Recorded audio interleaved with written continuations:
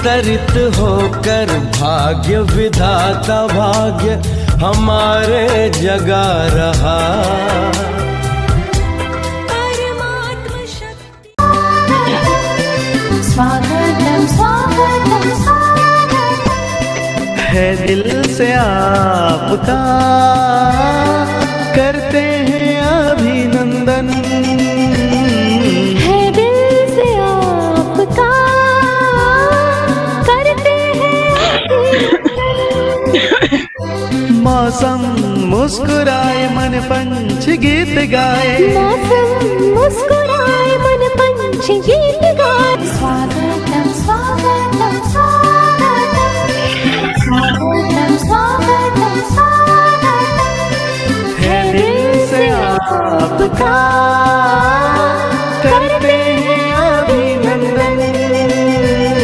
स्वागतम स्वागतम स्वागतम। ओम शांति।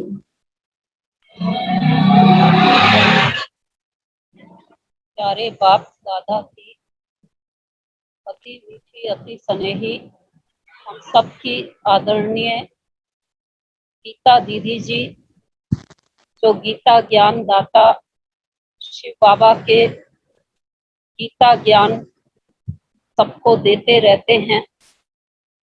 हमारी आदरणीय दीदी जी जहाँ श्री फोर्ट सेवा केंद्र के डायरेक्टर हैं, लेकिन उसके साथ साथ हमारे नॉर्थ इंडिया का सबसे बड़ा complex Om Shanti retreat centre, इसमें भी आप डायरेक्टर हैं।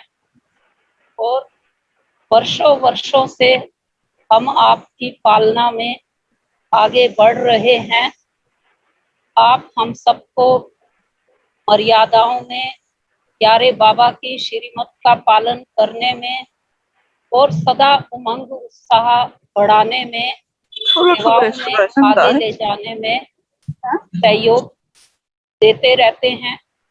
आपकी जो क्लासेस हम सब सुनते हैं उसमें हमेशा ही ज्ञान की इतनी गहरी बातें होती हैं, धारणाओं की इतनी गहरी बातें होती हैं कि सुनते सुनते सभी मंत्र मुग्ध हो जाते हैं। आपको आज आपका विशेष अपना शिव स्मृति जूम चैनल पर सभी भाई बहनों की ओर से, दिल्ली निवासी भाई बहनों की ओर से, कला संस्कृति प्रभाग के भाई बहनों की ओर से, मधुबन के भी भाई बहनों की ओर से, सबकी ओर से दीदी जी आपका तहे दिल से, खुले हृदय से, नैनों से, शब्दों से स्वागत है, हार्दिक अभिनंदन है, मोस्ट वेलकम है। आपके तो गुणगान स्वयं शिव बाबा भी करते हैं। आपने तो प्यारे अव्यक्त बाप दादा के साथ साथ साकार ब्रह्मा बाबा मम्मा सबकी ही पालना ले रखी है। आप तो अनुभवों की खान हैं। और सिर्फ आप ही नहीं, लेकिन आज आपको देख करके विशेष गोपाल दादा और अपनी शांति बहन की भी याद आ रही है कि कैसे आपने उन सबको भी इस मार्ग पर इतना ऊंचा उठाया। और इसके साथ साथ हमारे मालवीय नगर से सुंदरी बहन जी, न्यूयॉर्क से अपने मोहिनी बहन जी, सबकी ही आप जैसे एक क्या कहें ज्ञान की मशाल बन करके सबको रहा, वर्तमान समय भी दिखा रही हैं। आप साउथ दिल्ली की सेवाओं के फाउंडेशन स्टोन हैं। आपका सेवा केंद्र तो सदा ही वीआईपी की सेवा करके यज्ञ को अनेक वीआईपी सेवाओं में समर्पित करते आए हैं। अगर ये कहें वीआईपी सेवा का गढ़ है हमारा श्री फोर्ट सेंटर, तो इसमें कोई अतिशयोक्ति नहीं होगी। आपके निर्देशन में श्री फोर्ट ऑडिटोरियम में अब तक अनेक कॉन्फ्रेंस हो चुकी हैं, अनेक योग के प्रोग्राम हो चुके हैं, कल्चरल प्रोग्राम हो चुके हैं। और हम तो लगभग सभी प्रोग्राम अटेंड करते थे, तो हमने देखा बड़ी दादी जी से लेकर के गुलजार दादी जी, जानकी दादी जी, सभी ही उन प्रोग्रामों में आते रहे हैं। देश विदेश के सभी ही आते रहे हैं।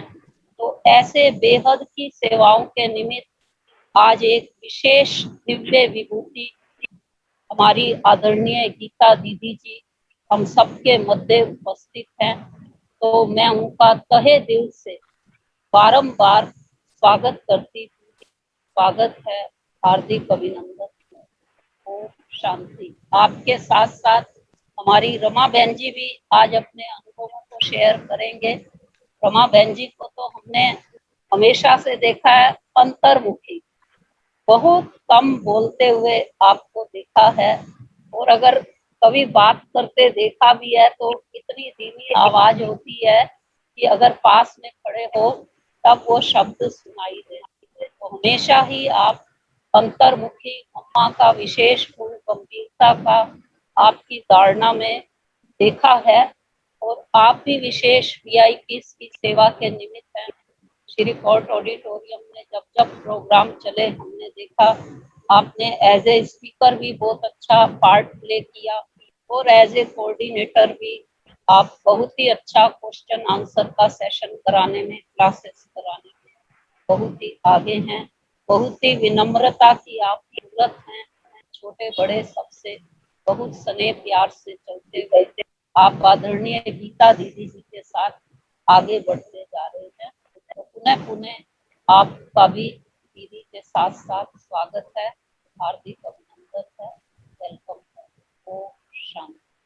ओम शांति। क्या कहें, इतना दूर बैठे हुए मिलन हम मना रहे हैं, ये बाबा की कमाल है। क्योंकि हम ईश्वरी परिवार है, कहीं भी हैं, चाहे कितना भी कोई दूर है, लेकिन आत्मा का जो रिश्ता है भाई भाई और भाई बहन का, उसके नाते से हम कहीं भी होते हैं तो आपस में मिलते रहते हैं। मेरे जीवन का अनुभव, मैं जब इस ब्रह्मा कुमारी आश्रम में आई, ब्रह्मा कुमारी को मैं जानती भी नहीं थी, सिर्फ ब्रह्मा कुमारी के बारे में सुना था, और लोग तो उल्टी सुल्टी बातें सुनाते थे, और हमारे जो घर वाले थे, खासकर जो हमारे बड़े बुजुर्ग, वो कहते थे नहीं ब्रह्मा कुमारियों के वहाँ नहीं जाओ। परंतु एक दिन मैंने सोचा कि ऐसी क्या बात है जो ये सब मना करते हैं। तो मैं अपने लौकिक पति के साथ ऐसे ही शाम को एक दिन विनय नगर सेंटर पे चली गई। मेरे को कुछ भी पता नहीं था, ज्ञान का भी नहीं, योग का भी नहीं। तो वहाँ शाम को 7 बजे योग चल रहा था। मुझे बोला कि आप भी योग में बैठ जाओ। अब भक्ति तो मैं करती थी, परमात्मा को याद तो करती थी, तो मैं बैठ गई।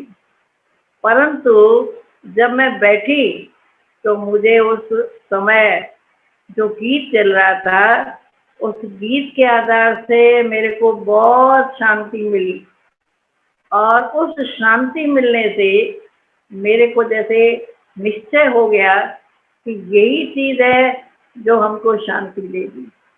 जिसके बारे में अगेन सुनती थी, उसके लिए जैसे मुझे विश्वास हो गया, क्योंकि प्राप्ति हुई, और खासकर ऐसी असीम शांति जो कभी जीवन में मैंने नहीं पाई। तो मैंने कहा ठीक है। फिर मैं योग से उठी तो वहाँ की बहन जी ने पूछा क्या पाया, मैंने कहा शांति मिली। और उसके बाद मैंने निर्णय किया कि मुझे ये ज्ञान ज़रूर सुनना है। घर में तो शुरू में बंधन थे, इतना नहीं क्लास में जा सकते थे। मोहिनी बहन जी भी उसी सेंटर पे जाती थी, और वो भी हमारे रिलेशन में थी। तो फिर मैंने 7 दिन का कोर्स शुरू किया, और वो कोर्स भी कहाँ शुरू किया, दिल्ली में नहीं, लेकिन हर साल हम घूमने जाते थे। तो नैनीताल, कभी मसूरी, शांति बहन की छुट्टी होती थी, तो हमने, क्योंकि बाहर जाते हैं तो काम काज तो होता नहीं है, तो मैंने मोहिनी बहन को कहा कि आप भी चलो और मुझे ज्ञान सुनाओ, मैं 7 दिन का कोर्स करूँगी। तो वहाँ नैनीताल में जाके 7 दिन का कोर्स किया, योग सीखा, क्योंकि कोई भी हमारे डिस्टर्बेंस करने वाला नहीं था।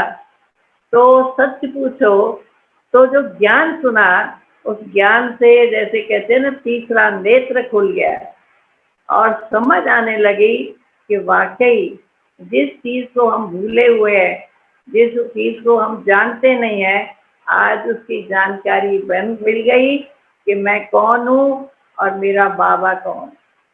ये दो शब्द मेरे को बहुत अच्छे लगे कि मैं कौन। हम तो शरीर ही समझते थे, परंतु बताया कि आप शरीर नहीं, आप आत्मा हो और आप परमात्मा पिता शिव बाबा के बच्चे हो। तो ये दोनों बातें सुन के मुझे जैसे निश्चय होने लगा, खुशी होने लगी, ऐसे लगा जैसे पता नहीं मुझे क्या मिला। उसके बाद 7 दिन का कोर्स किया, फिर योग सीखा।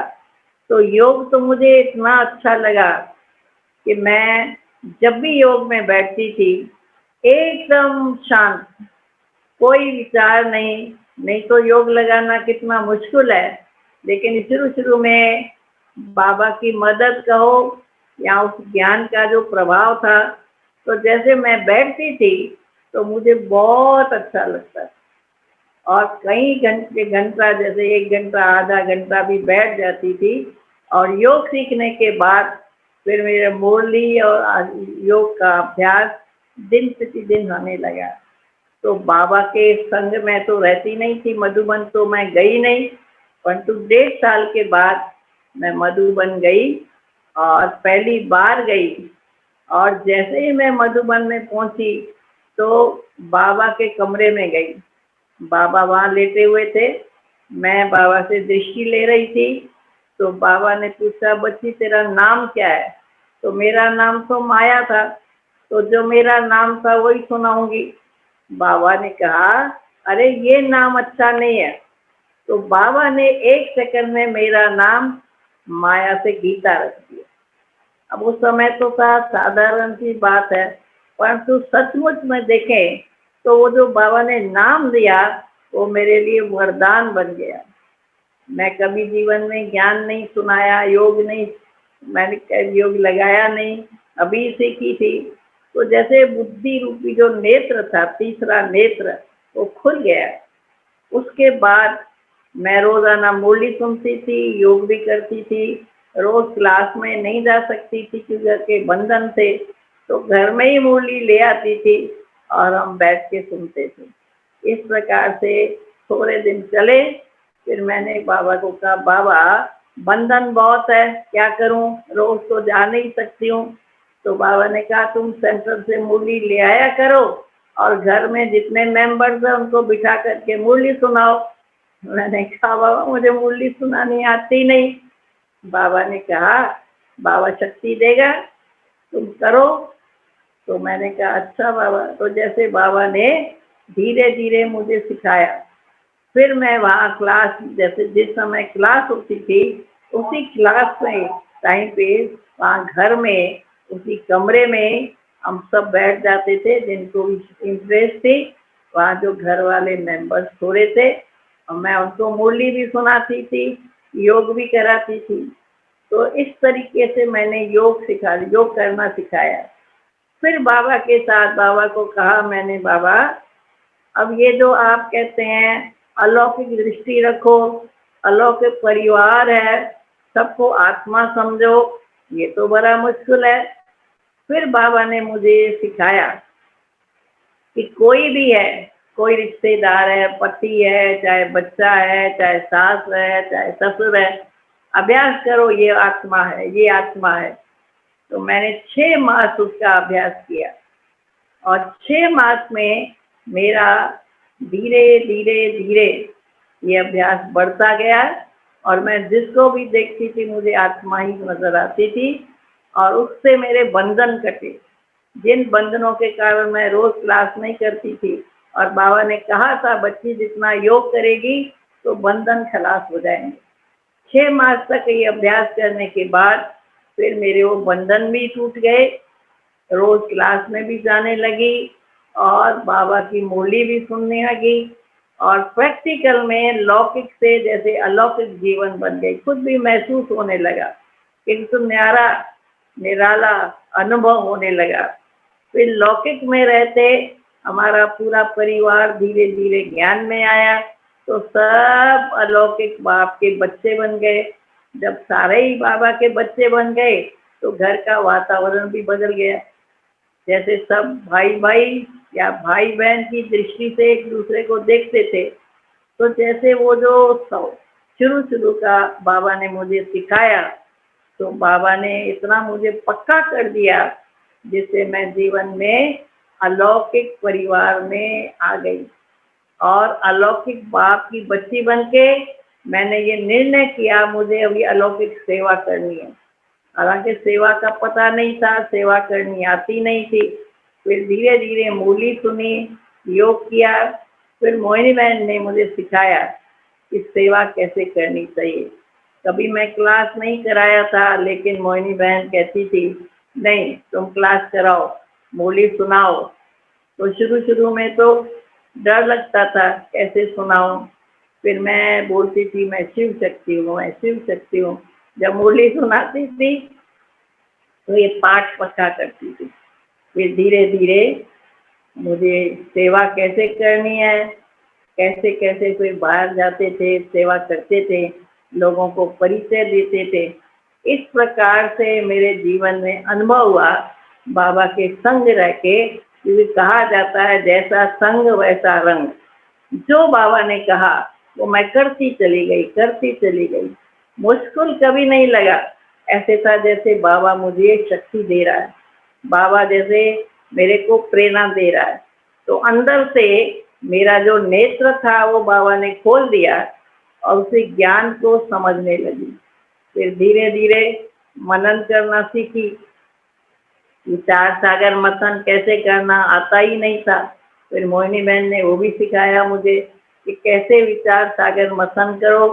फिर मैंने उसे सीखा और विचार सागर मंथन करने से नई नई पॉइंट, क्योंकि जितना गहराई में जाते हैं तो बाबा कहता है ना मक्खन निकलता है, इसी प्रकार से नए नए फिर मैंने जनरल क्लासेस कराने शुरू की। जब विचार सागर मंथन किया उसके बाद फिर जनरल धारणाओं की क्लास कराती थी, माताओं की, माइयों की। इस प्रकार से अपने को आगे बढ़ाया और धीरे धीरे करके फिर उस धारणा की क्लासेस से अपने को भी बल मिलता था। फिर मैं सोचती थी इनको तो मैं कहती हूँ ये धारणा करो, तो मैंने की है। फिर अपनी जांच करती थी, देखती थी और अपने ऊपर अटेंशन रखती थी। तो उन धारणाओं की मैं भी विचार सागर मंथन करने के बाद जो बातें निकलती थी उनको धारणा में लाती थी। और इस प्रकार से फिर अमृत वेला, फिर सवेरे की मुरली, नहीं तो सवेरे पहले जब सुना था अमृत वेला 4 बजे करना है तो मुश्किल लगता था, लेकिन बाबा ने जब सुनाया बच्ची अमृत वेला ये ब्राह्मणों का पहली पहली बाबा की अविज्ञा है, इसको बाबा ने कहा था आज्ञा है, इस आज्ञा का पालन तुमको जरूर करना है। फिर बाबा ने शक्ति दी। फिर मैं अमृत वेला उठती रही और उठने के बाद अमृत वेले तो बहुत अच्छा अनुभव होता था, बहुत शांति, बहुत बाबा से मिलन और बाबा के जैसे नए नए पॉइंट्स भी मिलते थे। और हमारी जो मनमोहिनी दीदी थी दिल्ली में, उनसे मैं मिली तो उसने मुझे कहा कि तुम अमृत वेला करती है। तो उस समय जैसे कभी करती थी कभी नहीं भी करती थी, तो उसने मुझे सिखाया कि अरे अमृत वेला रोज करना बहुत जरूरी है। मैंने कहा क्यों दीदी? तो कहा अमृत वेला योग करेंगी तो कोई विघ्न नहीं आएगा, सारे दिन में विघ्न नहीं आएगा। तो मुझे बहुत अच्छा लगा, विघ्नों से पार होने की युक्ति मिल गई। फिर मैं अमृत वेला रोज करती थी और आज दिन तक भी मेरा ये नियम पक्का है कि कुछ भी हो जाए मुझे अमृत वेला जरूर करना है। हाँ, कभी तबीयत ठीक नहीं होती है तो नहीं हो पाता है, फिर भी 3:30 बजे आंख जरूर खुलेगी और योग में थोड़ा सा बैठ के चाहे सो जाऊं, लेकिन वो नियम मेरा चलता रहा और अभी तक भी। और रोज की मुरली अभी भी मैं कभी मिस नहीं करती। क्लास में नहीं जा सकती हूँ तो सवेरे सवेरे पहले उठते मैं मुरली पढ़ूंगी, फिर मैं नाश्ता करूँ या जो भी काम करना होगा। तो इसलिए अभी तो बाबा ने शक्ति दी है, इसलिए अब तो वो जैसे पुरुषार्थ नेचुरल लगता है, उठना जैसे ऐसे नेचुरल आदत हो गई है। और कितना भी हम 3:30 के बाद सोने की कोशिश करूं, कभी मुझे नींद नहीं आएगी।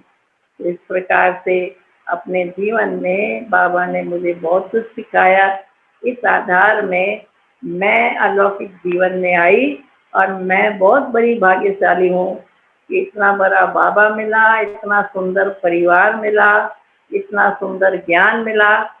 तो इसको मैं समझती हूँ कि संगम समय पर जो बाबा का बच्चा बन जाता है वो अति सौभाग्यशाली है। तो मैं अपने आप को सचमुच में सौभाग्यशाली समझती हूँ और बाबा के गुण गाती हूँ। बाबा को मैं थैंक्स अदा करती हूँ कि बाबा आपने हमको हीरे जैसा जीवन दिया है, इसको हम सफल करेंगे और सफल करके सब कुछ अपना सफल करते। ओम शांति। आप सबने स्वागत किया और आज आप सबसे मिलने का मौका मिला। हम तो दीदी की पालना में पल रहे हैं, लेकिन आयु में भी छोटे हैं, ज्ञान में भी उनसे काफ़ी छोटे हैं। लेकिन हमारा इस रूहानी परिवार में बचपन में ही जुड़ना हुआ। 8 साल की आयु थी तब हमारे पिताजी को ज्ञान मिला। इसके साथ साथ जैसे बाबा कहते ना, कई पुराने जन्म की आत्माएं होती हैं, उनमें कुछ बीज पड़ा होता है। तो सहज ही उसी आयु में निश्चय हो गया कि शिव बाबा हमारा परम पिता है। और तब से ही बाबा मेरा बेस्ट फ्रेंड, मेरा अलौकिक पिता, मेरा सब कुछ। तो उस आयु में जितनी समझ थी, हम वैसे ही बाबा से बात करते थे। और हमारी क्योंकि पिताजी की पोस्टिंग होती थी, तो हमने बहुत सारे दीदी दादियों से पालना ली। उनमें से एक दादी थी, दादी ब्रिज इंदिरा। शायद आप सभी ने सुना होगा, देखा नहीं होगा, लेकिन ब्रिज इंदिरा दादी बॉम्बे में रहती थी और पूरे महाराष्ट्र आंध्रा जोन जो है उनकी सेवाओं को दादी जी के उसमें वो संचालन होता था। तो ब्रिज इंदिरा दादी और उसी सेंटर में आजकल जो संतोष दीदी हैं, मधुबन में आपने कई बार उनकी मुरली सुनी। तो ऐसी दीदी दादियाँ थी जिन्होंने उस आयु में हम सबके अंदर बाबा के ज्ञान योग के बीज डाले।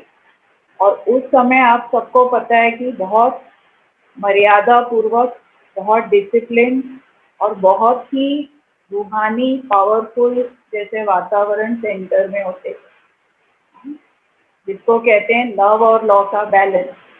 तो ये दीदी दादियाँ हमारा तो बचपन बाबा के साथ ही गुजरा। जब स्कूल की छुट्टी होती थी तो मधुबन जाना होता था।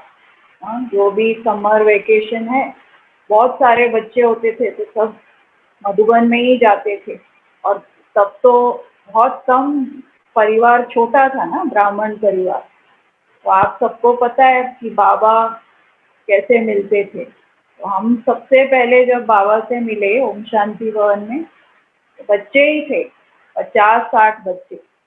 मई जून का महीना होगा और बाबा बच्चों से मिलने आए। तो हमें तो पहली बार वंडर लगा कि भगवान हमसे मिलने आए हैं। उस समय एक मासूम होते हैं, एक भावना होती है, ज्ञान की इतनी मैच्योरिटी नहीं होती, लेकिन एक रौनक होती है। तो उस समय बाबा से मिले, बाबा हर बच्चे को दृष्टि देते, टोली खिलाते, वरदान देते थे। तो जो भी बाबा ने और दादियों ने वरदान दिए, अब दादियों का जो सिखाने का तरीका होता था, ब्रिजेंद्रा दादी आपको पता है कि बाबा की लौकिक में बहू थी, लेकिन रॉयल्टी का स्वरूप। उन्हें देखो तो रॉयल्टी क्या होती है, उसकी छाप मिल जाती। और पता नहीं क्यों ऐसा अनुभव होता था, जब उन्हें हम देखते थे तो उनमें कई बार ब्रह्मा बाबा का स्वरूप दिखता था, जबकि वो बहू थी, लेकिन उनसे ब्रह्मा बाबा झलकता था। और दादी ने वहाँ एक सिस्टम बनाया था कि जो बच्चे थे कुमार कुमारी, उनकी क्लास और उनकी पालना दादी खुद करती। आप सोचो, इतनी बड़ी दादी, वो कुमार कुमारी और बच्चों को, जब राखी का त्योहार होता था, हमें याद है बहुत स्ट्रिक्ट होता था वहाँ पे, जो नियम धारणाओं पे चलते उनको ही राखी बांधते थे। उस समय ऐसा होता था। तो बच्चों को भी सब डिसिप्लिन में चलना होता था। हम स्कूल भी जाते थे और घर में योग ज्ञान का और सब शुद्ध अन्न और ये सब सब मर्यादाओं पे चलते थे। तो दादी कुमार कुमारियों को खुद राखी बांधती, बाकी किसी को नहीं बांधती, लेकिन बच्चों को दादी खुद। फिर हर एक को दादी ऐसा लक्ष्य देती थी, जैसे दादी चेक करती थी हम कैसे बैठे हैं, कैसे हमारा हाव भाव, हमारी दृष्टि, हमारा अटेंशन कहाँ पे, क्योंकि कुमार कुमारियों को तो बचाना भी होता है ना। माया की नगरी में रहते थे, तो दादी देखती थी अच्छा कोई ऐसे फैशन कर रहा है, कोई और बातों में जा रहा है, दादी बहुत युक्ति से बोलती थी। दादी कहती थी देखो आपको लक्ष्मी बनना है, नारायण बनना है, वो कैसे चलेंगे, कैसे बोलेंगे, उनका चाल चलन, उनकी सब कुछ बातें कैसे होंगी। तो दादी ऐसे करके प्रैक्टिकल में सिखाती थी। और कोई भी प्रोग्राम होता था, सेवा होती थी, उसमें दादी खुद सबके साथ बैठकर सेवा करती। तो ब्रिजेंद्रा दादी ज्ञान सुनाने का उनका पार्ट ज़्यादा नहीं था, लेकिन जितना भी वो हमसे मिलती थी, तो उस समय जो उनकी रूहानियत थी, जो उनके अंदर पूरे रॉयल्टी का एक स्वरूप कहो, एसेंस कहो, वो उनसे छलकता है। और मुझे ऐसा फील होता है कि उस समय जो जनरेशन था, चाहे माताओं का या हम कुमार कुमारियों का, उनकी जो उस समय पालना हुई, जो उस समय हमारे अंदर बीज डाला गया, वो हमें काफ़ी इस समय आगे बढ़ा है। उसकी वैल्यू हम आज समझते हैं कि उस टाइम तो बचपन था ना, खेलते और हंसते निकल गया। लेकिन कुछ बातें, जैसे हमें याद है कि कोई भी डिसीजन होता था, छोटे से छोटी बात होती थी हमारे जीवन की, चाहे स्कूल ट्रिप में जाना है, कहीं भी कुछ भी बात होती, तो बिना दादी के परमिशन के हम नहीं करते। क्या खाना है, कहाँ जाना है, किससे बात करनी है, हर चीज़ की वेरिफिकेशन दादी से करते, उसके बाद ही हम आगे बढ़ते। तो ये सब जो संस्कार हैं, जो हमारे पूर्वज हैं, आज तो हम उन्हें पूर्वज कहते हैं ना, इस यज्ञ के जो आदरणीय आदि रतन हैं, तो उनकी पालना जो है, वो जैसे इस वृक्ष के जड़ हैं, उनसे जो हमें शक्ति मिली है, वो हमें आगे बढ़ाती है। फिर दिल्ली में भी बहुत सारी दीदियों का, बहुत सारे दादियों का भी, दादी गुलजार पांडव भवन में थी और ऑलराउंडर दादी थी। फिर गीता दीदी, शांति दीदी, मोहिनी दीदी और आशा दीदी, ब्रिजमोहन भाई, तो इन सभी के साथ मेरा बहुत क्लोज पार्ट चला है, अभी भी हैं। तो हम बहुत सौभाग्यशाली हैं कि इन सभी ने, इन सबको देखते हुए, सुनते हुए और इनसे शिक्षा लेते हुए, बहुत सारी बातें हम सिर्फ सुनने से नहीं सीखते हैं, जब इन महान आत्माओं को बहुत समीपता से हम इनकी धारणाएं देखते हैं, तो वो हमारे अंदर एक छाप डालती है। तो इन सभी के साथ जो जो सेवा का या पालना का पाठ चला, तो उसमें जो हमें दिखाई देता है, ये जो मूर्तियां बाबा ने तैयार की हैं, जो साक्षात्कार मूर्त है, जो बहुत अच्छे सैंपल हैं इस यज्ञ, उन सब से हमें एक एक चीज सीखने को मिलती है। अब जैसे आज गीता दीदी, उनकी सादगी कहो, उनका एक्यूरेट दिनचर्या कहो, या उनकी पढ़ाई के प्रति लगन कहो, उनके अंदर इतनी सच्चाई सफाई है, बिल्कुल सिंपल। तो ये आज के डेट में कॉमन वैल्यूज नहीं है, ये बहुत रेयर, बहुत अनमोल वैल्यूज है। तो इन सब धारणाओं को जो बाबा ने इनमें भरा है और उनके संग में रह के हम उनसे बहुत प्रेरणा लेते हैं। तो यहाँ सिरीफोर्ट में जैसे पूनम दीदी बता रहे थे, ये वीआईपी सेवा का सेंटर रहा है। तो शांति दीदी पहले यहाँ थे और वो 2013 में एक कैंसर उनको हुआ था, तो उनका फिर उन्होंने शरीर छोड़ा, उनका पार्ट बदल गया। लेकिन जब तक उनके साथ थे तो हर साल हमारे सेंटर के बिल्कुल सामने, ये वीआईपी एरिया है, बिल्कुल सामने दिल्ली का बहुत अच्छा एक ऑडिटोरियम, तो बहुत बड़े बड़े प्रोग्राम होते थे। दादियाँ हमेशा आती थी, प्रकाशमणि दादी, जानकी दादी, गुलजार दादी। तो इन दादियों के साथ भी बहुत क्लोज, जब वो आते थे तो तब उनकी सेवा करते हुए उनसे सीखने को मिला। और सेवा भी किस तरह करनी है, सेवा में निश्चय का बल क्या होता है, सेवा में समर्पण भावना क्या होती है। बहुत बड़ी बड़ी प्रॉब्लम्स आ जाती है ना सेवा में, बड़े बड़े प्रोग्राम होते हैं तो कोई ना कोई विघ्न आ जाता है गवर्नमेंट के साथ, या कोई कारोबार में आ ही जाता है। लेकिन हम जब बड़ों को देखते हैं कि वो किस निश्चय से, उनकी जो दृढ़ता है, जो लगन है, जो त्याग है, उससे कैसे वो कार्य एकदम जैसे मक्खन से बाल निकलता है, इस तरह होता है। तो बहुत स्ट्रॉन्ग बनने के लिए मेरे हिसाब से मैंने ये अनुभव किया है कि जो हम मुरली में सुनते हैं या क्लासेस में सुनते हैं वो थियरी है, लेकिन प्रैक्टिकल धारणा जब ड्रामा के हर सीन में ज्ञान को हम यूज करते हैं, बाबा के समीपता और संबंध में हम रहते हैं, तो प्रैक्टिकल हर बात में बहुत सारे चेंजेस आए। जैसे शांति ली गई, तो हम सबके लिए एक बहुत बड़ा चेंज था कि वो सब कुछ संभालते थे। अब गीता दीदी हैं, तो वो सारी जो बातें आती हैं लाइफ में, जहाँ हर ड्रामा की सीन आपको आगे बढ़ाए, इसके लिए एक तो बाबा के ऊपर निश्चय चाहिए, और जो इस ब्राह्मण जीवन की मर्यादाएं हैं, नियम हैं, उसमें हम सच्चाई से चलें, उसका बल होता है।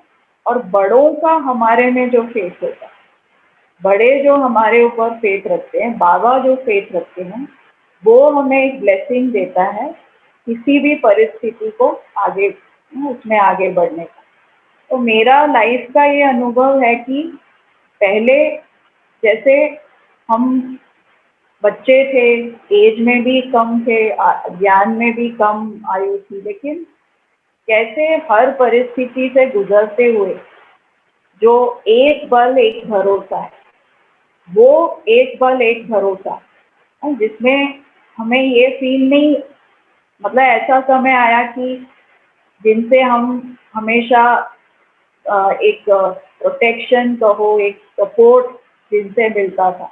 तो ड्रामा में जब चेंजेस आते हैं तो धीरे धीरे अपने ऊपर निश्चय और बाबा के ऊपर निश्चय, सिर्फ बाबा एक बल एक भरोसा है, उसके आधार पे निराधार बन के कैसे चलना है, वो जो इमोशनल मैच्योरिटी और स्पिरिचुअल मैच्योरिटी आई इन इतने वर्षों में, तो वो बहुत अच्छा लगता है। अपनी इस यात्रा को देखकर सीखने को मिला, और कैसे हर परिस्थिति में हम बाबा को, इस बाबा का जो एक सपोर्ट है वो लेते हुए हम आगे बढ़े। अब जो समय आया है, आप सब देख रहे हैं, अब तो बाबा और हमें निराधार बना रहा है ना, अब मिलना भी नहीं होता है। इतनी सारी साकार में जो हमारे यज्ञ के सपोर्ट थे वो सब अव्यक्त हो रहे हैं। तो कितनी सारी इस समय परिवर्तन की बातें, तो पहले जिस तरह हम ज्ञान में चलते, आज वो सब सीन चेंज हो रहा है। तो ड्रामा हमें यही सिखाता है कि हर सीन कल्याणकारी है, लेकिन धीरे धीरे हम सब बहुत सूक्ष्मता में जा रहे हैं। और वो सूक्ष्मता ये है कि स्थूल आधार भले यूज करें, लेकिन धीरे धीरे क्या होगा, हर हम बच्चों का, ब्राह्मण आत्माओं का जो एक व्रता, एक बाबा के साथ जो योग है, एक बाबा के साथ जो पूरा एक संबंध है, उस आधार पर ही हम आगे बढ़ सकते हैं। तो निराधार होना बहुत जरूरी है। निराधार मतलब कोई भी ऐसे विनाशी आधार हम ना बने। दूसरा, इस समय बाबा इतना कुछ दे रहे हैं, इतना दे रहे हैं, कईयों को लगता है बाबा का आना बंद हो गया, मधुबन भी नहीं जा पाते, बहुत कुछ चेंज हो गया है ना। लेकिन एक्चुअली इस टाइम बाबा इतना लुटा रहे हैं, जो लेना चाहे वो ले सकते।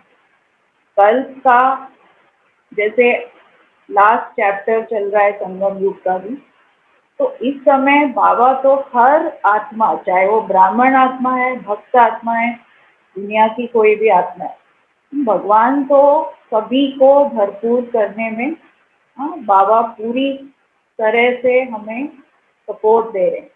लेकिन उसके लिए क्या चाहिए? एक तो सूक्ष्म धारणाएं। हम सबकी लाइफस्टाइल तो बन गई ब्राह्मणों जैसी, लेकिन उसमें जो सूक्ष्म धारणाएं, मतलब अमृत वेला उठते हैं, लेकिन उसकी क्वालिटी क्या है? मुरली सुनते हैं, लेकिन वो कितनी पार्ट में आ रही है मुरली? आज की मुरली कितनी पार्ट में आई?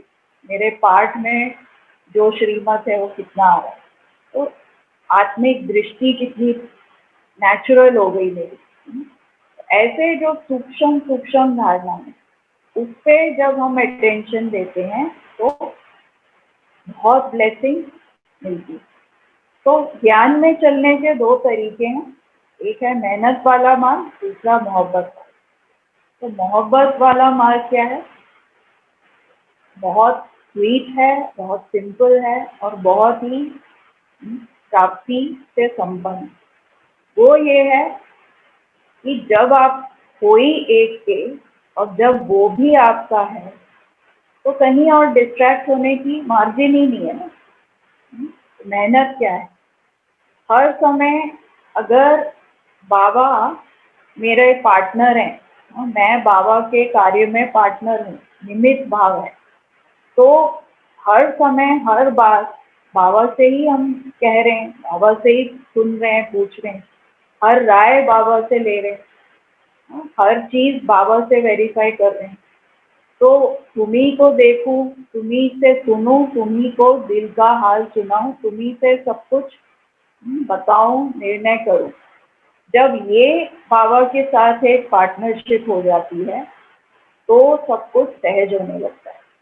जब तक ये डुअलिटी होती है, डुअलिटी माना मैं अलग बाबा अलग, मुझे बाबा के समीप जाना पड़े, तब तक युद्ध चलता है। लेकिन जब है ही एक सब कुछ, संसार ही बाबा है, तो सब इजी होने लगता है। वो मैंपन पूरा खत्म करना। पुरुषार्थ यही है कि हम जीते जी मरना सीख रहे हैं, रोज थोड़ा थोड़ा और मर है। जहाँ मैंपन आता है ना, कई रूप है मैंपन के, तो उसको सरेंडर करते जाते हैं तो सहज होता है, लाइट होने लगते हैं, कोई कंफ्यूजन नहीं। बल्कि जो सहज तरीका है जीवन का, वो है कि हम रोज बाबा की ब्लेसिंग से पल रहे हैं, उनके वरदानों से पल रहे हैं। तो दूसरा मार्ग होता है कि मेहनत करके हम ये सोचते हैं कि अच्छा मैं अभी संपूर्ण नहीं हूँ, मुझे संपूर्ण बनना है, तो मैं अपनी बुद्धि ज़्यादा चलाती, अपने तरीके से ज़्यादा चलती, अपनी समझ को ज़्यादा यूज करती। लेकिन ये संगम युग का सबसे बड़ा गिफ्ट क्या है? सबसे बड़ा गिफ्ट है बाबा, गॉड, भगवान। और वो और किसी युग में नहीं मिलेगा। उनके साथ जो समय बिताने का, या उनकी कंपेनियनशिप, उनकी जो उनका साथ है, उनका संबंध है, उसको बिताने का समय सिर्फ संगम में। और संगम भी अभी कितने दिन है, टाइम तो कम होता जा रहा है और इस शरीर का भरोसा नहीं। तो इस गिफ्ट को, इस लॉटरी को, इस ब्लेसिंग को हम कितना एंजॉय करते हैं। बाबा की कंपेनियनशिप कितनी मुझे सारा दिन, वो उसका अतीन्द्रिय सुख कहो, उसका आनंद कहो, अब सबको भी अनुभव होता है ना। जैसे ही बाबा कहा, क्या होता है अंदर से सारी एनर्जी कैसी हो जाती है, बहुत ही खुश, आनंद वाली।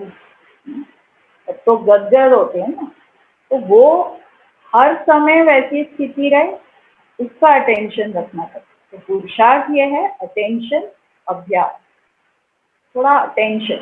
और सबसे ज़्यादा अटेंशन किस बात पे होता है? एक तरीका है कि सारा दिन पाठ बजाते हुए क्या करना है, पाठ बजाते हुए भी पूरा समय अपने ऊपर अटेंशन। इस समय मेरी भावनाएं क्या है, मेरी वाइब्रेशन क्या है, मेरी कॉन्शियसनेस क्या है, सोल कॉन्शियस हूँ, बॉडी कॉन्शियस हूँ, कर्म कॉन्शियस क्या हूँ। तो मेरी कॉन्शियसनेस, मेरी वाइब्रेशन, कहते हैं ना डूइंग एंड बीइंग, सारे दिन हम कर्म कॉन्शियस रहते हैं, ये करना है सेवा, ये करनी है, अभी ये करना है, तो टाइम के गुलाम होते हैं। लेकिन कर्म करते हुए ये अटेंशन कि मेरी स्थिति कितनी लाइट है, मैं कर्म के थोड़ा भी प्रभाव में आ जाती हूँ तो बोझ, थोड़ा सा हम क्या करते हैं, जोश में आते हैं। जोश मतलब एक तेजी से कर्म करना है, अभी ये जल्दी करना है, वो कॉन्शियसनेस रहती है। लेकिन अटेंशन किस बात का, कि बाबा साथ में है और करण करावनहार वो है, तो मैं आत्मा, मेरी वाइब्रेशन क्या है। क्योंकि अब जो सेवा होनी है लास्ट, जो अभी हो रही है, तो क्या है, हर सेंटर लाइट हाउस बनेगा और लाइट हाउस से आत्माएं स्वतः ही परमात्मा के समीप आएंगे। और लाइट हाउस कौन बनाएंगे? हम बच्चे ही बनाएंगे। जो भी आप सभी अपने घरों में भी रहते हैं, वो भी लाइट हाउस बनेगा। तो हमारी वाइब्रेशन हर समय लाइट हो, हल्की हो, खुशनुमा हो, बाबा की मीठी मीठी याद से भरपूर हो। हर समय एक ही हमारी सेवा है, आत्माओं को बाबा के स्नेह, बाबा की शक्ति के समीप लाना। तो ये जब एक नेचुरल आदत पड़ जाए कि अपने को ही देखना और बाबा को ही देखना, कोई डिस्ट्रैक्शन नहीं, कोई मेहनत नहीं, क्योंकि ड्रामा का ज्ञान तो मिला है ना, सब अपना पार्ट बजा रहे, सब एक्यूरेट है ड्रामा और कल्याणकारी। मार्क्स किससे मिलेंगे या प्राप्ति किसमें है? कि पूरा दिन मुझ आत्मा ने कितना इस संबंध में रहकर, एक पर्पसफुल दिन हो हमारा। पर्पसफुल कब होता है? जब कंबाइंड होते हैं, निमित्त भाव रहता है, नहीं तो मैंपन, मेरापन आ ही जाता है। तो इसीलिए इन बातों पे थोड़ा ज़्यादा अटेंशन है अभी।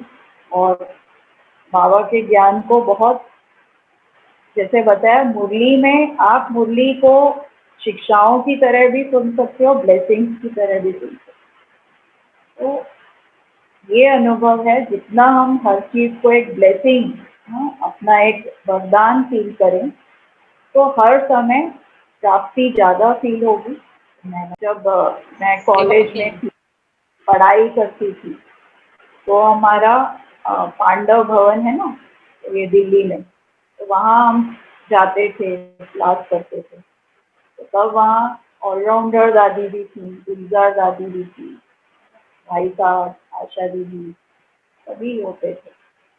तो सेवा में जो मेरा, देखो, बचपन से मैं बहुत इंडिपेंडेंट टाइप की थी।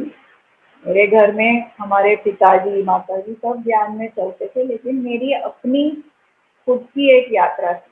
मतलब मैं किसी के कहने पे कुछ करूं ऐसा नहीं था। शुरू में बहुत छोटे थे तब तो पेरेंट्स के कहने पे ही चलते थे, लेकिन जैसे हम बड़े होते गए तो पढ़ाई में बहुत, लौकिक पढ़ाई में भी रुचि बहुत थी और बहुत कुछ एक्स्ट्रा करिकुलर जो एक्टिविटीज़ हैं उनमें भी बहुत शौक था, तो उसमें भी था और इसमें भी था, दोनों यात्रा चलती थी। लेकिन अपना एक अलग ही वो रहता था बाबा के साथ। और जैसे उस टाइम तुम्हारी जीवन में ये होता है ना कि हम ये भी कर लें, ये भी कर लें, तो करियर करियर के ऊपर बहुत ध्यान था कि मुझे ये करना है। तो सेंटर पे रहने का कभी विचार नहीं था। बहुत लोग, बहुत दीदियाँ दादियाँ खींचते थे, लेकिन अंदर से मुझे बिल्कुल अच्छा नहीं लगता था। मतलब मुझे लगता था मैं बोर हो जाऊंगी, क्या करूंगी वहाँ जाके। तो ये करियर माइंडेड जैसे बोलते हैं ना, बहुत कुछ करने का। तो मेरा बैकग्राउंड मीडिया का रहा, मैं लिखती हूँ, एडिट करती हूँ, मेनली इंग्लिश मेरा स्ट्रॉन्ग लैंग्वेज है। तो बहुत साल तक मैंने 92 से लेकर प्योरिटी में भाई साहब के साथ बहुत सेवा की, आर्टिकल्स लिखे और बहुत सारा प्योरिटी में उनके साथ सेवा करने का भाग्य मिला। आशा दीदी भी तब होते थे, तो आप सब जानते हैं ना, प्योरिटी पहले मैगजीन आती थी इंग्लिश में, उसमें वीआईपी का सेवा के लिए वो काफ़ी यूज़ करते थे। फिर सेवा का बीज या सेवा की जो गुह्यता है, सेवा किस तरह करते हैं, तो जो डेडिकेशन मैंने उस आशा दीदी भाई साहब में देखा, मतलब श्वासोश्वास उनका सिर्फ सेवा के लिए और किसी बात में टाइम जाता ही नहीं था। और इतनी एनर्जी, इतना डेडिकेशन, इतना पेशेंस, मतलब वीआईपी सेवा में आप देखो इजी नहीं है। इतने बड़े बड़े वीआईपी के पास जाना होता है, वो टाइम देते हैं, लेकिन कई जगह 1-2 घंटे तक बैठना पड़ता है, तब वो 5 मिनट के लिए मिलते हैं। लेकिन हमने उस टाइम से देखा है जब ये दीदियाँ और बड़े भाई हमारे सब इतने बाबा के सेवा के लिए इतनी जो डेडिकेशन हमने देखी, वो कमाल की है। वो एक भी टाइम, किसी भी टाइम, जैसे गाड़ी में जा रहे हैं, ट्रेन में जा रहे हैं, कोई भी वक्त है, हमने देखा कि वो हमेशा अपना पेन पेपर, कोई ना कोई सेवा का काम लेकर ही बैठते थे। और ऐसे साधारण बात कर रहे हैं या कुछ और ऐसे बस बैठे हैं, ऐसा नहीं होता। हर जो टाइम मिलता था उस समय भी वो आगे की कोई प्लानिंग करेंगी, कुछ पॉइंट्स निकालेंगे, कुछ ज्ञान की गुह्यता, मनन चिंतन करेंगे। तो ये जो एक एक छोटी छोटी बातें जो ऑब्जर्व करके हमने सीखी हैं, वो बहुत हमें आगे बढ़ाती हैं। तो बाबा जो कहते हैं ना कि एक एक जो बाबा के रतन हैं, उनमें त्याग, तपस्या, सेवा और पूरा बाबा के लिए लगन, सच्चाई, वो उमंग, उत्साह और उनकी जो एनर्जी है, सुबह से लेकर रात तक कहीं भी जाना हो भागते रहेंगे। तो हम तो थक जाते हैं, लेकिन उन आत्माओं में जो एनर्जी देखी, तो बाबा भी मदद करते हैं।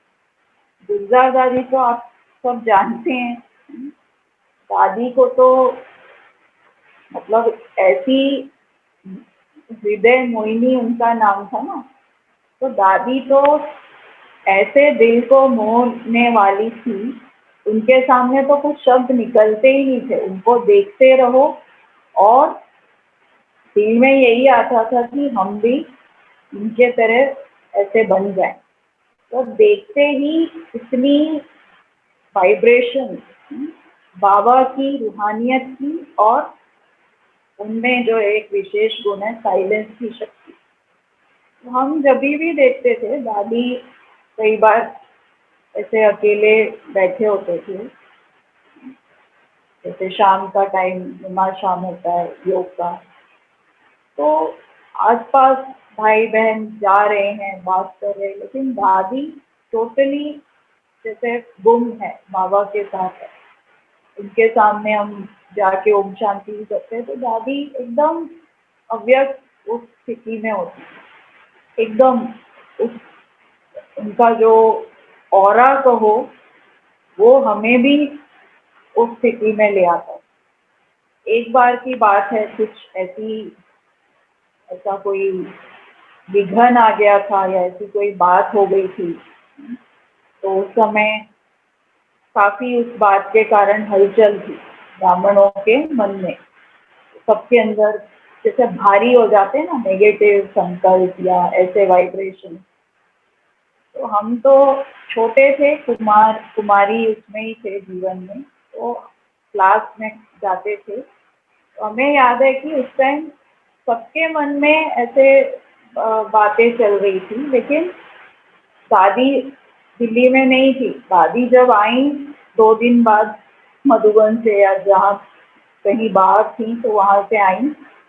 मुझे याद है कि जैसे ही दादी ने उस हॉल में प्रवेश किया जहाँ क्लास होती है, एकदम जैसे बोलते ना किसी ने बहुत, जैसे आप गर्मी है और एकदम बहुत पावरफुल कोई एसी चला दी और 1 सेकेंड में वो गर्मी ठंडक में बदल गया।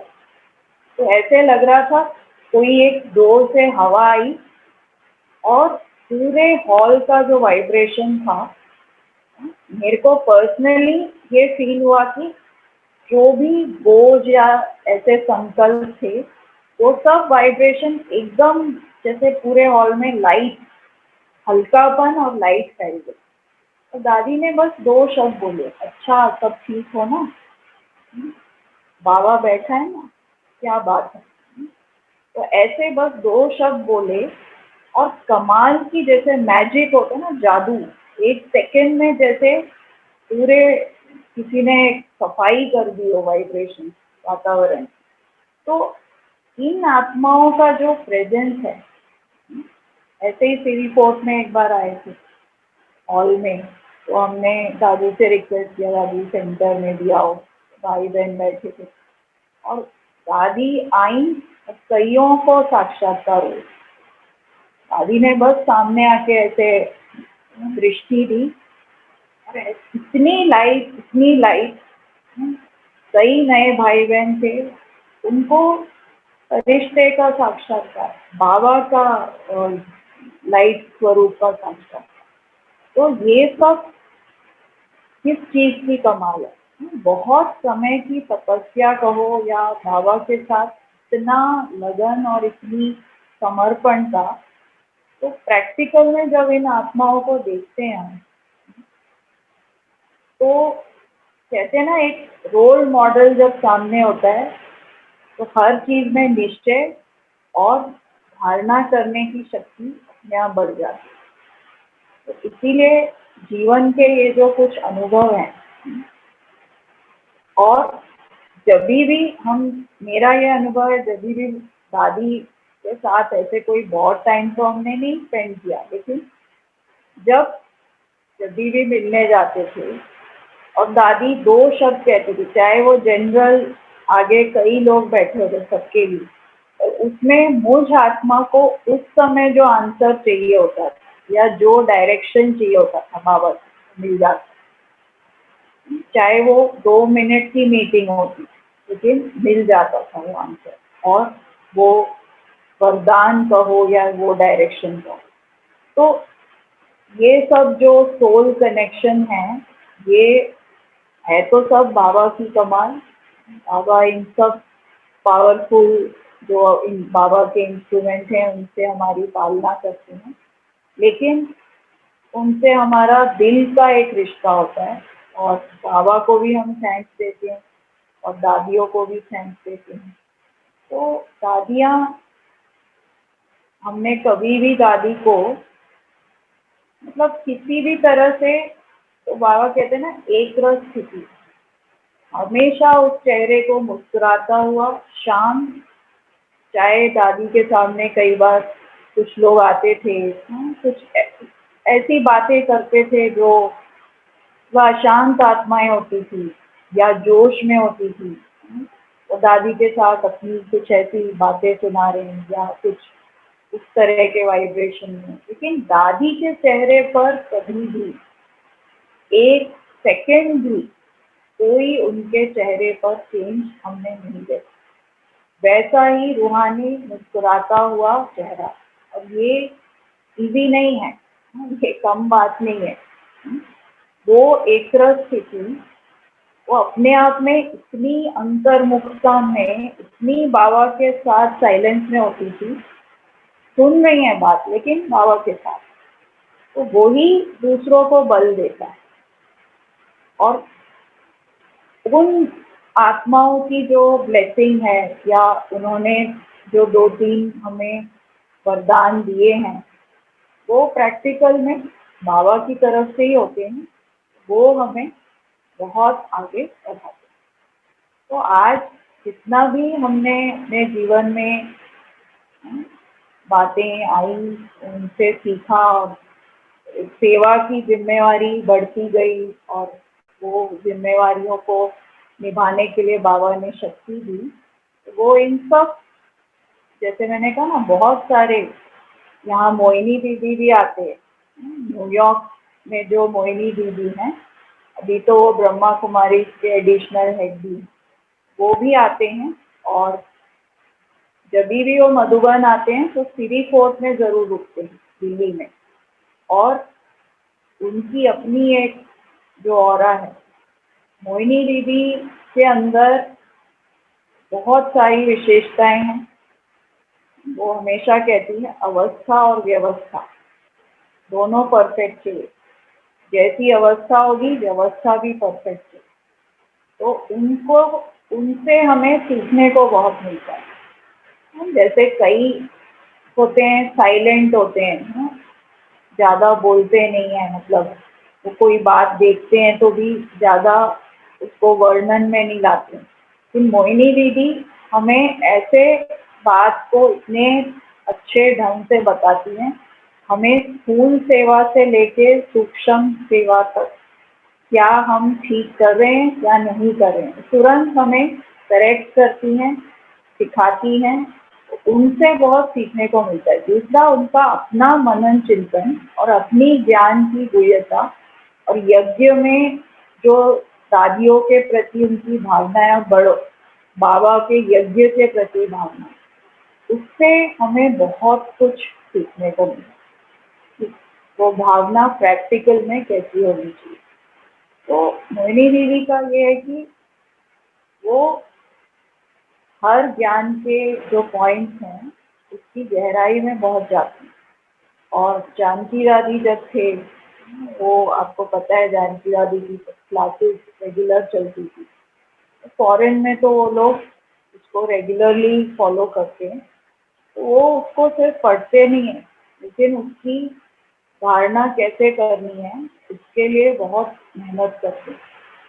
तो जब भी दीदी आते हैं वो सब हम सभी को पास में बिठा के उनका जो अपना लेटेस्ट अपने ऊपर एफर्ट चल रहा है, अपने ऊपर जो उनकी अभी जो भी उनका रिसेंट पुरुषार्थ चल रहा है या टेंशन चल रहा है, जो भी उन्हें प्रेरणाएं अपने अंदर मिलती हैं, तो वो शेयर करती हैं।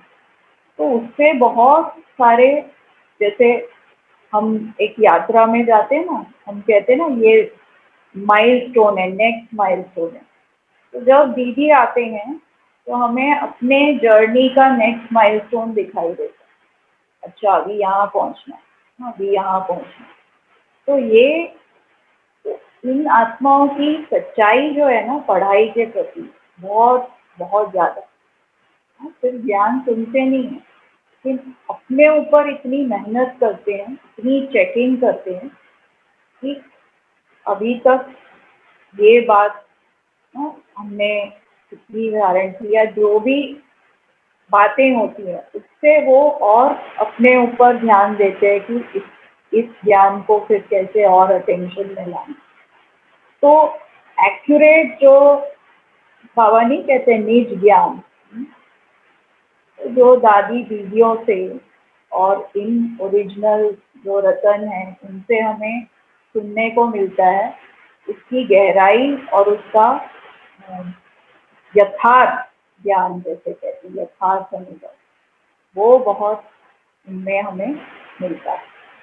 तो यही कुछ बातें आपके साथ शेयर करनी थी कि अपने जीवन को बहुत बड़ी ब्लेसिंग देखो, और ये जो संगम युग की अंतिम घड़ियां हैं, इसमें जो सबसे बड़ा गिफ्ट है वो है बाबा।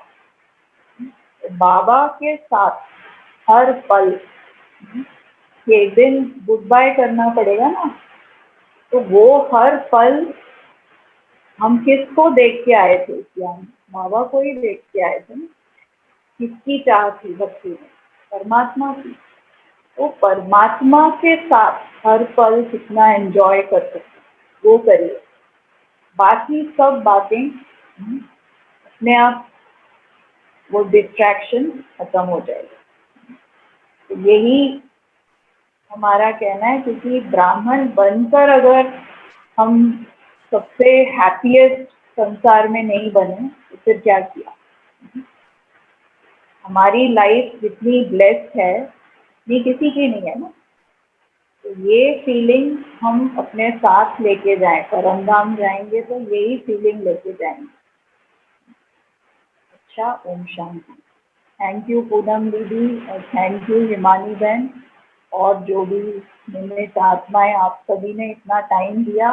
लेट हो गया है, गुड नाइट का भी टाइम है।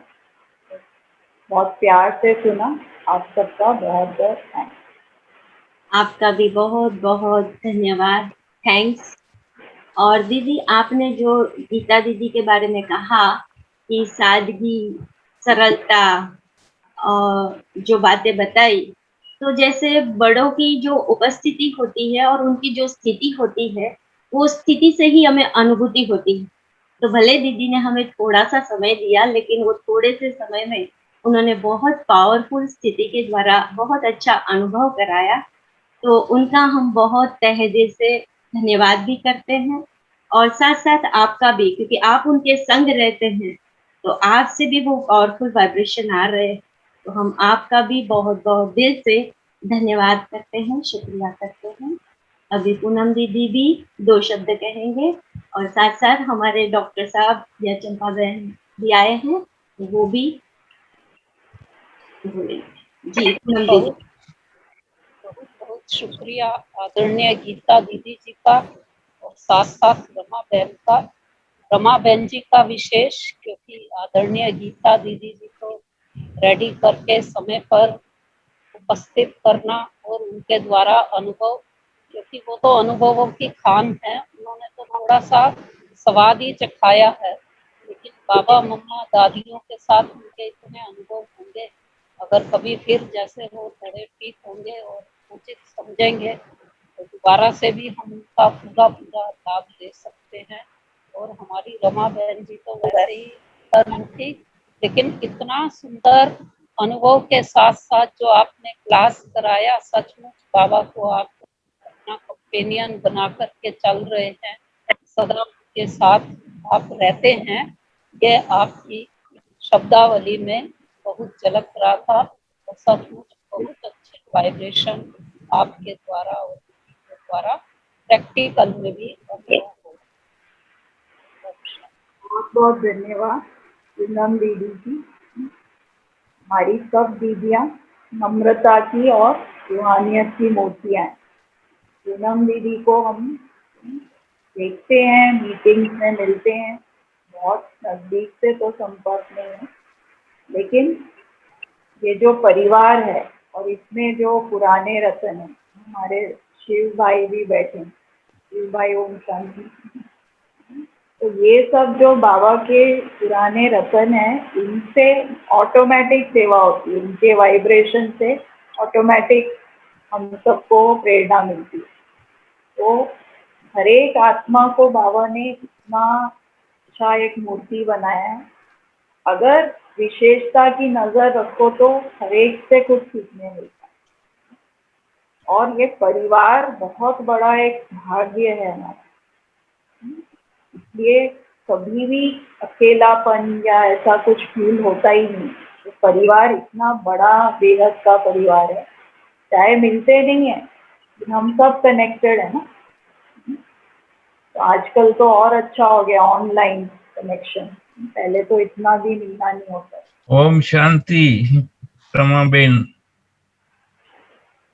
आपने तो आप गिफ्ट लेने के बहुत शौकीन लगते हो। आपने सबसे हाईएस्ट गिफ्ट ले ली और हमको भी यही फॉलो करना है। जो हमारी बेस्ट गिफ्ट है वो है खुद बाबा। तो ये आपने ले ली ना, तो हमारे लिए भी रखी तो है। तो हम सब भी गीता बेन से यही सीख रहे हैं कि हमें भी इस गिफ्ट को बड़े दिल में संभालना है, अच्छी तरह से संभालना है। बहुत अच्छी अच्छी ज्ञान की बातें भी सुनाई और दादियों के भी गिफ्ट, दादियों के भी अनुभव सुनाए। लेकिन अपने भी कुछ बड़े बड़े अनुभव होंगे जीवन में तो परिवर्तन के, वो भी कभी सुनाना। अभी तो टाइम पूरा हो गया, लेकिन वो भी, क्योंकि ये अनुभव सुनाने से क्या होता है कि हम दूसरों को भी ऐसा अनुभव की तरफ प्रेरणा देते हैं। तो उनको भी ये अनुभव से ये भी पता पड़ता है कि बाबा चारों तरफ कैसे बच्चों को अनुभव करा के ऊंचे जीवन बख्शता है। तो हम भी अपने आप को ये अपना जीवन में अनुभवी बन सकते हैं, ये विश्वास पैदा होता है। इसीलिए ये अपने जीवन में अनुभव माना महापरिवर्तन का, अपना जीवन का अनुभव हम जब सुनाते हैं तो औरों को तो बहुत ही शक्ति मिलती है कि हाँ, बाबा के बच्चे ये प्राप्त कर सकते हैं तो हम भी प्राप्त करें। तो आज के दिन आपने एक बात तो जरूर सिखाई कि हमें बाबा को अपनी गिफ्ट जो है बहुत सुरक्षा से रखनी है, अपने दिल में बाबा को बैठाना है और अपने जीवन को दिव्य बनाना है। आपने अपना वैल्यूएबल टाइम दिया। आप तो वैसे भी मीडिया के साथ कनेक्टेड है, इसीलिए आपकी भाषा तो बहुत सुंदर थी ही। तो ऐसे भी हमें सारी दुनिया को मीडिया के द्वारा ये सेवा करनी भी है। हमें भी मीडिया का संपर्क अच्छा बना के अपनी बातों को, बाबा की बातों को बताना है। ये भी हमने सीखा आपसे। तो बहुत बहुत बहुत धन्यवाद रमा बेन। आप तो प्रकाशमणि दादी के फॉलोअर है ना। आपका नाम भी रमा बेन है, उनका नाम भी रमा बेन था, तो दादी भी याद आ गई। अच्छा है, बहुत बहुत शुक्रिया, बहुत बहुत आभार। ओम शांति। आपका भी शुक्रिया। ओम शांति। रहे हैं प्रभु प्यार में, किससे बड़ा और भाग्य कहाँ। पल रहे हैं प्रभु प्यार में, किससे बड़ा और भाग्य कहाँ। हजारों भुजाओं